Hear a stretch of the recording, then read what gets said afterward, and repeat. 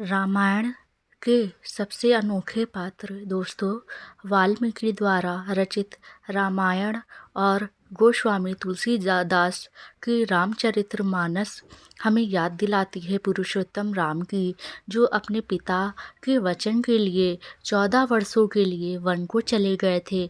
हमें देवी सीता याद आती हैं, जो अपने पति के पीछे पीछे वन की ओर चली जाती हैं। महापराक्रमी लक्ष्मण भी याद आते हैं, जिन्होंने श्री राम के लिए अपने जीवन का हर सुख त्याग दिया था। भरत याद आते हैं, जिन्होंने अयोध्या में एक तपस्वी का जीवन बिताया था। और विश्व विजेता रावण भी याद आता है। किंतु इन सभी मुख्य पात्रों के बीच हम ऐसे किरदारों को भूल जाते हैं जो रामायण में अहम है। इस लेख में हम आपको कुछ पात्रों के बारे में बात करते हैं।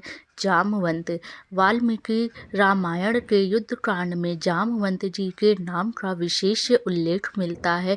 जब पवनपुत्र अपनी शक्तियों को भूल जाते हैं तो जामवंत ही उनको उनकी शक्तियों को याद दिलाते हैं। जब भगवान श्री राम के छोटे भाई लक्ष्मण को शक्ति लगी थी, तब उन्होंने ही हनुमान जी को संजीवनी बूटी की जानकारी दी थी। रामचरितमानस के बालकांड के अनुसार जब ब्रह्मा जी से मधु और कैटभ 2 असुर युद्ध करने आए थे, तब ब्रह्मा जी के पसीने से जामवंत का जन्म हुआ था। श्री राम अवतार के समय जामवंत जी 6 मनवंतर से भी ज़्यादा के थे। मत्स्य अवतार को छोड़कर उन्होंने विष्णु भगवान के श्री कृष्ण अवतार तक के सभी रूपों का दर्शन किया है। अर्थात श्री हरि के 7 अवतारों के समय जामवंत मौजूद थे। विष्णु पुराण में जामवंत जी का आकार बहुत ही विशाल बताया गया है। उनको कुंभकर्ण से थोड़ा छोटे बताया गया है। भगवत पुराण के अनुसार उनकी शक्ति 1 करोड़ से ज़्यादा सिंह की बराबर थी। ऐसे में सवाल यह आता है कि अगर जामवंत इतने शक्तिशाली थे तो उनकी शक्तियाँ कैसे खत्म हो गईं? भगवान वामन के पृथ्वी को नापते समय जामवंत भी अत्यंत ही तीव्र गति से उनकी परिक्रमा करने लगे। तभी अंतिम परिक्रमा के समय उनके पैर के अंगूठे का नाखून महावीर पर्वत से छू गया, जिससे उनका शिखर खंडित हो गया और पर्वत ने उनके बल को खत्म होने का श्राप दिया। उर्मिला। रामायण की सर्वाधिक सबसे ज़्यादा उपेक्षित पात्र उर्मिला है। रामायण में भी उर्मिला को रूप, गुण और तेज में सीता के समान ही कहा गया है, जिसने अल्प समय में ही अयोध्या में सभी का हृदय जीत लिया था।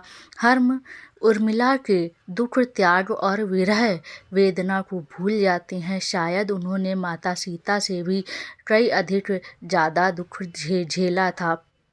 तभी तो वनवास से आने के बाद माता सीता उर्मिला से रोती हुई गले मिलती हैं और कहती हैं, हे सखी, तुम्हारे दुख का ज्ञान भले लक्ष्मण को क्या होगा, मैं समझ सकती हूँ। 14 वर्ष चाहे मैंने वनवास में ही गुजारे हों, लेकिन फिर भी मुझे अपने पति श्री राम का सानिध्य प्राप्त हुआ। लेकिन उर्मिला, तुमने 14 वर्ष अपने पति की विरह में बिताए हैं, इसलिए तुम्हारे त्याग में मेरे त्याग से कहीं अधिक ज़्यादा है। आपको बता दें, उर्मिला राज जनक और रानी सुनैना की द्वितीय पुत्री थी। सीता की छोटी बहन थी। विभीषण। रामायण से जुड़े एक और अहम किरदार विभीषण की हम बात करेंगे। जी हाँ दोस्तों, रावण का छोटा भाई राम भक्त विभीषण। विभीषण की पत्नी का नाम सरमा और बेटी त्रिजटा थी। विभीषण राम भक्त थे। तभी तो जब माता सीता की खोज में पवनपुत्र हनुमान लंका पहुँचे, उस समय लंका के अंदर कोई राम राम नाम का जप कर रहा था। हनुमान जी उनके महल में पहुँचे और पूछते हैं, आप लंका में निवास करने के बाद भी प्रभु श्री राम का नाम कैसे ले रहे हैं?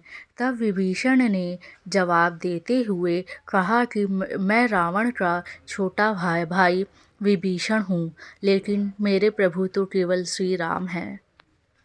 केवट अयोध्या कांड में जब प्रभु श्री राम, लक्ष्मण और माता सीता 14 वर्ष के लिए वनवास के लिए अयोध्या से निकल कर निषाद राज्य के साथ गंगा किनारे पहुँचे तो वहाँ पर उनको एक केवट मिलता है।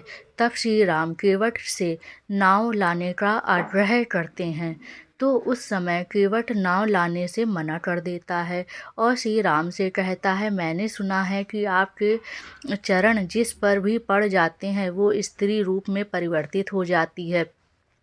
अगर आपके चरण मेरी नाव पर पड़े और अगर वह भी स्त्री रूप में बदल गई तो मैं अपने परिवार का भरण पोषण कैसे करूँगा, क्योंकि मेरे पास सिर्फ एक नाव है जिससे मेरे परिवार का पालन पोषण होता है। जब तक मैं आपके पैर नहीं धो लूँगा तब तक आपको गंगा पार नहीं कराऊँगा। इसी के संदर्भ में गोस्वामी तुलसीदास जी रामचरितमानस में लिखते हैं कि केवट भगवान राम को भी केवट नाम से ही पुकारता है और कहता है कि एक केवट दूसरे केवट से कैसे कुछ ले सकता है। दोस्तों, आज हमने रामायण से जुड़े कुछ अनकहे पात्रों को विस्तार से जाना है। ऐसे ही जानकारी